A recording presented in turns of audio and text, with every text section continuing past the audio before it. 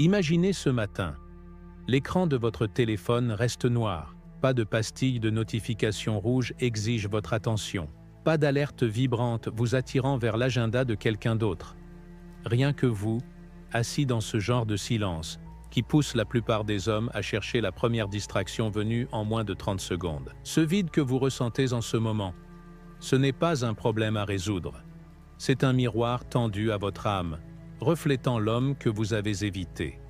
La plupart des hommes redoutent cet instant plus que la prise de parole en public, plus que la ruine financière, plus que la mort elle-même, car dans cet espace silencieux, quand le bruit cesse et que la représentation s'achève, vous êtes face à face avec la personne la plus dangereuse que vous rencontrerez jamais. Vous-même, la version non filtrée, non polie, sans performance, qui existe sous tous les rôles que vous jouez. L'homme qui sait exactement quelles promesses vous vous êtes brisées, quels rêves vous avez abandonnés et quelle partie de votre identité vous avez troquée contre quelques instants d'approbation. Ce n'est pas un nouveau sermon d'auto-assistance pour trouver votre but. Il s'agit de quelque chose de bien plus fondamental. L'acte radical de choisir la solitude dans un monde qui tire profit de votre distraction. Aujourd'hui, nous allons explorer pourquoi l'homme qui peut rester seul avec ses pensées sans fléchir possède un pouvoir qu'on ne peut ni acheter, ni emprunter, ni feindre. Nous verrons comment le silence devient votre forge, comment le retrait de la quête d'approbation se transforme en une présence magnétique, et comment la solitude intentionnelle brûle tout ce qui n'est pas authentiquement vous. Le chemin à parcourir exige 3 transformations cruciales. D'abord, vous apprendrez à affronter la tempête de votre propre silence, sans courir vers la première distraction. Ensuite, vous traverserez ce que j'appelle une cure de désintoxication de l'approbation, en vous retirant systématiquement de cette addiction qui rétrécit votre identité depuis des années. Enfin, vous découvrirez comment la solitude délibérée crée une clarté si tranchante qu'elle coupe à travers le bruit de la vie moderne, comme une lame à travers la soie. Mais voici ce qui rend ce message différent de tous les autres sur la masculinité. Il ne s'agit pas de devenir plus bruyant, plus agressif ou plus dominant. Il s'agit de devenir si centré, si enraciné dans votre propre vérité, que le monde se réarrange autour de votre certitude silencieuse. L'homme qui maîtrise la solitude n'a pas besoin d'annoncer sa présence. Sa présence s'annonce d'elle-même. Le silence que vous vivez en ce moment n'est pas du vide, c'est du potentiel. C'est chaque conversation que vous n'avez pas eue avec vous-même, chaque vérité que vous n'avez pas reconnue, chaque décision que vous avez repoussée parce que vous étiez trop occupé à jouer un rôle pour un public qui ne connaît même pas votre vrai nom. Ce silence vous appelle à revenir chez vous, à vous-même. La question est, êtes-vous prêt à répondre? Il semble être un réquisitoire sur la manière dont vous avez vécu votre vie. Et, d'une certaine manière, c'en est un. Le silence est votre système d'audit interne, et il essaie d'attirer votre attention depuis des années. Dans le calme, tous ces récits, soigneusement construits, sur qui vous êtes et ce que vous voulez, commencent à se fissurer. Le coffre-fort des vérités non abordées s'ouvre, révélant l'inventaire que vous avez évité. Chaque regret que vous avez enfoui sous l'occupé, chaque compromis que vous avez fait au nom de la paix, chaque fois que vous avez dit oui alors que votre âme criait non, chaque rêve que vous avez mis de côté, parce que quelqu'un vous a convaincu que ce n'était pas pratique. Le coffre-fort contient plus que des regrets. Il renferme les occasions manquées qui vous hantent à 3 heures du matin, les conversations que vous auriez dû avoir mais que vous avez trop eu peur d'initier, les limites que vous auriez dû poser mais que vous avez trop craint de déplaire en les établissant, les risques que vous auriez dû prendre mais pour lesquels vous étiez trop attaché à paraître stable, les relations que vous auriez dû rompre mais auxquelles vous étiez trop habitué dans la misère familière. La plupart des hommes ressentent ce poids et cherchent immédiatement une issue de secours. Ils texteront une ex-petite amie qu'ils n'ont pas vue depuis des mois, non pas parce qu'elle leur manque, mais parce que sa réponse étouffera la voix dans leur tête qui leur demande pourquoi ils ne vivent pas la vie qu'ils veulent réellement. Ils défileront leur fil d'actualité sur les réseaux sociaux, consommant les meilleurs moments d'autrui pour éviter d'examiner leurs propres bas-fonds. Ils se lanceront dans des projets professionnels, des poursuites amoureuses ou des objectifs de remise en forme, n'importe quoi qui procure une validation externe et une distraction interne. Mais personne ne vous dit ceci à propos de la fuite du silence. Les pensées que vous évitez ne sont pas réellement si dangereuses. Ce ne sont que des échos de vieux scripts, des enregistrements d'échecs passés, des ombres d'anciens mois. Elles semblent écrasantes parce que vous leur avez donné du pouvoir par votre avoidance. Au moment où vous vous retournez pour les affronter directement, quelque chose de remarquable se produit. Elles perdent leur emprise. L'homme qui peut rester dans son propre silence sans broncher développe ce que j'appelle l'endurance stoïque. Il reconnaît qu'il n'est pas défini par ses échecs passés, mais par sa décision présente de rester conscient et attentif. Il comprend que les pensées ne sont que des visiteurs temporaires, pas des résidents permanents. Il sait que l'inconfort n'est pas un danger, et que la voix dans sa tête qui critique ses choix est souvent celle de personnes qui n'ont jamais eu le courage de faire ses choix elles-mêmes. Cette endurance crée quelque chose qu'on ne peut ni fabriquer ni feindre, une présence inébranlable. Quand vous êtes à l'aise avec vous-même dans le silence, vous êtes à l'aise partout. Vous cessez de chercher la permission pour vos opinions. Vous cessez de vous excuser de prendre de la place. Vous cessez de vous expliquer à des gens qui n'étaient pas là lorsque vous avez pris la décision. Votre énergie passe de la quête de validation à l'offre de valeur, de la performance à la présence, du besoin à la centration. Les gens remarquent ce changement immédiatement, même s'ils ne savent pas l'exprimer. Il y a quelque chose de magnétique chez un homme qui n'a pas besoin de confirmation externe de sa valeur. Il ne balaie pas la pièce du regard pour voir qu'il observe. Il ne modère pas ses opinions en fonction de l'audience.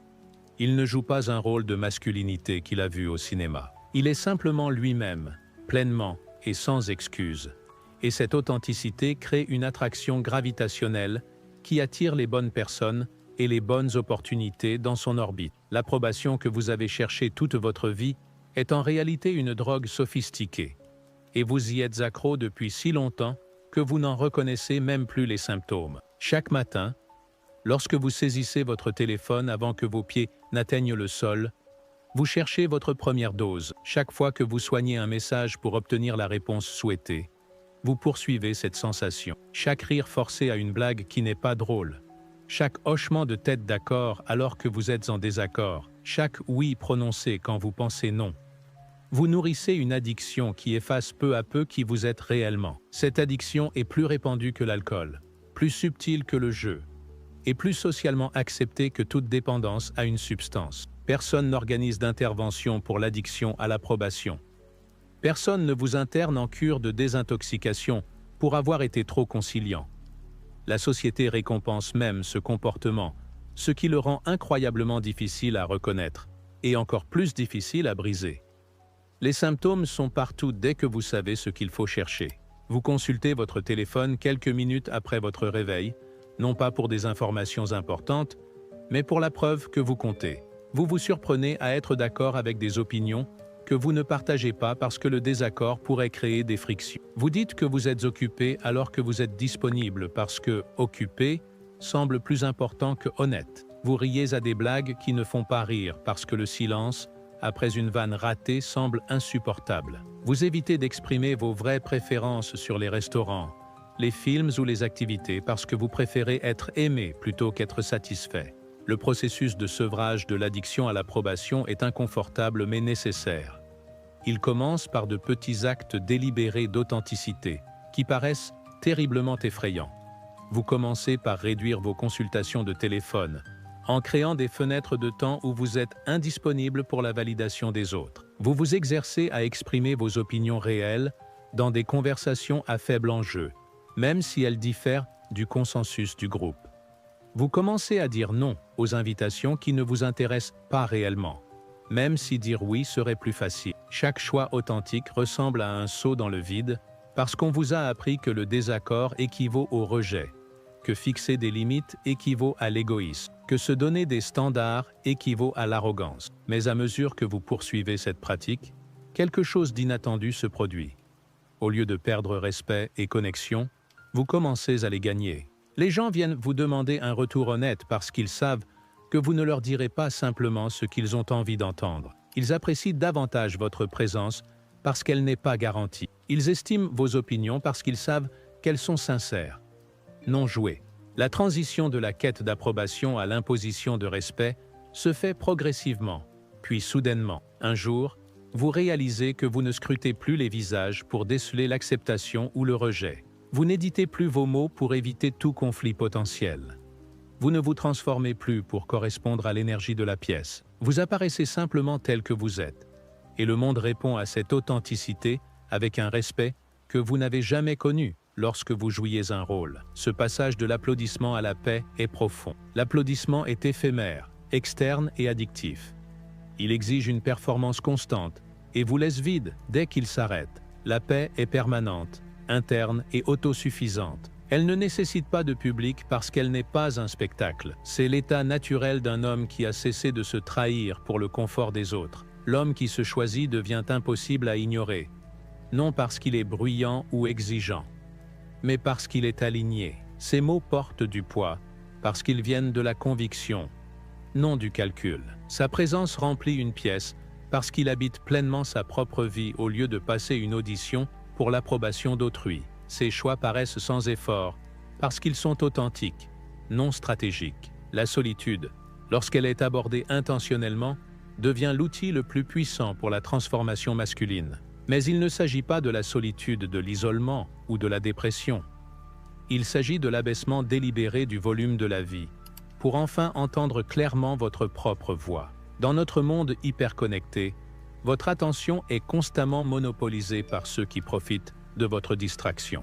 Les réseaux sociaux, les médias d'information, les entreprises de divertissement, même vos amis et votre famille ont appris à créer de l'urgence autour de leur contenu, parce que l'urgence garantit l'engagement. Quand vous vous éloignez de ce chaos fabriqué, quelque chose de remarquable se produit. Les objectifs que vous croyez vôtres se dévoilent comme des ambitions empruntées. Les relations que vous croyez nécessaires se montrent comme des sources d'épuisement. Les activités que vous croyez joie se révèlent comme des habitudes que vous n'avez jamais choisies consciemment. Les valeurs que vous pensiez vous définir s'effondrent sous l'examen, se révélant être des attentes héritées plutôt que des vérités personnelles. Cette révélation n'est pas confortable. Elle signifie admettre qu'une grande partie de ce que vous appelez votre vie n'est pas réellement la vôtre. Elle signifie reconnaître que vous avez vécu selon des scénarios écrits par des personnes qui ne connaissent pas votre histoire, poursuivant des critères qui ne mesurent pas ce qui compte pour vous, cherchant le succès tel que défini par des cultures qui ne partagent peut-être pas vos valeurs profondes. Dans l'espace silencieux de la solitude intentionnelle, vous commencez à poser d'autres questions.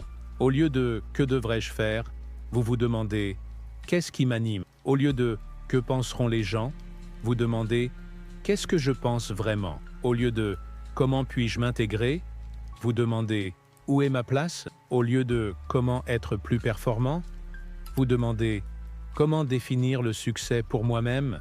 De l'espace pour y répondre honnêtement. Elles ne peuvent pas être résolues entre deux réunions ou pendant les coupures publicitaires. Elles ont besoin de l'attention soutenue qui ne vient que lorsque vous avez créé des limites délibérées autour de votre temps et de votre énergie. Cela signifie dire non aux invitations creuses, même si dire oui serait plus facile. Cela signifie couper les liens avec des relations qui vous épuisent plus qu'elles ne vous apportent, même si elles vous sont familières. Cela signifie concevoir des routines qui servent vos objectifs authentiques, plutôt que les attentes des autres. Le processus d'élagage est douloureux au début, parce qu'il exige de lâcher des identités, des relations et des activités qui ont pu vous définir pendant des années. Mais à mesure que vous poursuivez cette pratique, vous découvrez quelque chose de profond.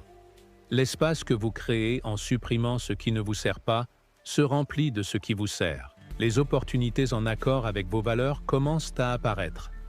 Les personnes qui apprécient dans votre moi authentique se manifestent. Les activités qui vous dynamisent vraiment deviennent accessibles parce que vous ne passez plus tout votre temps à des activités qui vous épuisent. Votre environnement commence à refléter votre transformation intérieure. Votre espace de vie devient intentionnel plutôt qu'accidentel. Votre emploi du temps devient volontaire plutôt que réactif. Vos conversations deviennent significatives plutôt que performatives. Vos choix deviennent délibérés plutôt qu'automatiques. Vous cessez d'être passager dans votre propre vie pour en devenir le conducteur, choisissant non seulement où vous allez, mais comment vous voulez voyager. Cette centration provoque un effet magnétique qui opère en dessous du seuil de conscience. Les gens sentent lorsqu'une personne est enracinée dans sa propre vérité plutôt que lorsqu'elle joue un rôle. La personne enracinée n'a rien à prouver, car elle ne tente pas de convaincre qui que ce soit de sa valeur. Elle vit simplement ses valeurs de manière cohérente. Et cette cohérence crée la confiance, le respect et l'attraction. Cette qualité magnétique n'est pas de la manipulation ou une stratégie. C'est le résultat naturel de l'alignement entre votre vérité intérieure et votre expression extérieure. Lorsqu'il n'y a pas d'écart entre qui vous êtes et comment vous vous montrez, les gens se sentent en sécurité autour de vous parce qu'ils savent à quoi s'attendre. Ils se sentent inspirés par vous, parce que l'authenticité est rare et puissante. Ils sont attirés par vous parce que la présence vraie est la ressource la plus précieuse dans un monde rempli d'interactions distraites et jouées. Cette transformation ne se produit pas du jour au lendemain, mais elle se produit inévitablement pour l'homme qui s'engage dans le processus. Un jour, vous réalisez que vous n'attendez plus la permission de vivre votre vie. Vous ne cherchez plus l'approbation pour vos choix. Vous ne jouez plus un rôle pour un public qui ne connaît pas votre vrai nom. Vous êtes simplement vous-même, pleinement et complètement. Et c'est suffisant. Plus que suffisant. C'est tout. Ce moment de silence que vous avez vécu au début de ce message n'est pas un problème à résoudre. C'est une invitation à être accepté. Une invitation à cesser de fuir vous-même et à commencer à vous rapprocher de l'homme que vous êtes capable de devenir. Ce vide que vous avez ressenti n'était pas un gouffre à remplir de plus de bruit, plus d'activité, plus de distractions. C'était un espace à habiter par votre moi authentique. Vous n'avez pas besoin de plus d'attention des autres. Vous avez besoin de plus d'attention pour vous-même. Vous n'avez pas besoin de plus de validation du monde. Vous avez besoin de plus de validation du miroir. Vous n'avez pas besoin de plus d'abonnés, de plus de « j'aime », de plus d'approbation de la part de personnes qui ne connaissent pas votre histoire. Vous avez besoin de plus de quiétude, de plus de solitude, de plus de conversation avec la personne qui vous connaît le mieux. Vous, l'homme qui marche seul, n'est pas isolé. Il se reconstruit. Il n'est pas antisocial. Il est sélectif. Il n'évite pas la vie. Il la conçoit. Chaque moment de solitude est un investissement dans l'homme qu'il devient. Chaque non à la distraction est un oui à son développement. Chaque choix de rester avec l'inconfort plutôt que de le médeciner par l'activité est un dépôt dans le compte de son moi futur. Ce processus exige du courage parce qu'il signifie décevoir ceux qui profitent de votre distraction. Cela signifie poser des limites avec des membres de la famille habitués à un accès illimité à votre temps et à votre énergie. Cela signifie décliner des invitations d'amis qui ne comprennent pas pourquoi vous n'êtes pas disponible pour chaque rassemblement. Cela signifie dire non à des partenaires romantiques qui souhaitent que vous soyez plus disponible que vous ne l'êtes prêt. Cela signifie choisir votre développement plutôt que le confort des autres. Mais voici ce qui se passe lorsque vous faites ce choix de manière cohérente. La vie commence à s'aligner sur vos priorités au lieu d'exiger que vous vous aligniez sur le chaos de la vie. Les bonnes personnes comprennent et respectent vos limites. Les bonnes opportunités se présentent au bon moment. Les bonnes relations se forment naturellement sans contrainte ni performance. Vous cessez de courir après votre vie et vous commencez à la vivre. La maîtrise que vous recherchez ne se trouve pas dans la domination des autres ou l'accumulation d'accomplissements. Elle se trouve dans le moment où vous cessez de supplier d'être choisi et commencez à vous choisir. Elle se trouve quand vous réalisez que la relation la plus importante que vous aurez jamais est celle que vous entretenez avec vous-même. Et comme toute relation, elle nécessite du temps, de l'attention et une cultivation intentionnelle. Avant que vous ne retourniez au bruit de votre journée, je veux que vous preniez un engagement. Choisissez une distraction que vous allez abandonner. Une source de validation externe que vous cesserez de consulter. Une activité qui vous épuise sans vous apporter de réelle valeur. Une relation qui vous prend plus qu'elle ne vous donne. Une habitude qui sert l'agenda des autres plus que votre propre croissance. Il ne s'agit pas de devenir ermite ou d'abandonner toute connexion sociale. Il s'agit de devenir si clair sur qui vous êtes et ce que vous valez que vos choix deviennent des expressions sans effort de votre moi authentique. Il s'agit de développer une telle relation solide avec la solitude que vous ne confondrez jamais plus le fait d'être seul avec celui d'être solitaire. Il s'agit de construire une fondation si solide dans votre propre vérité que les tempêtes extérieures ne peuvent ébranler votre paix intérieure. Le monde a besoin d'hommes qui ont fait ce travail, des hommes qui se connaissent profondément assez pour diriger avec intégrité. Des hommes à l'aise avec le silence, parce qu'ils ont appris à avoir des conversations significatives avec eux-mêmes. Des hommes qui n'ont pas besoin d'une stimulation constante, parce qu'ils ont trouvé satisfaction dans leur propre compagnie. Des hommes qui prennent des décisions depuis la centration plutôt que la réactivité, depuis la clarté plutôt que la confusion, depuis la force plutôt que le besoin.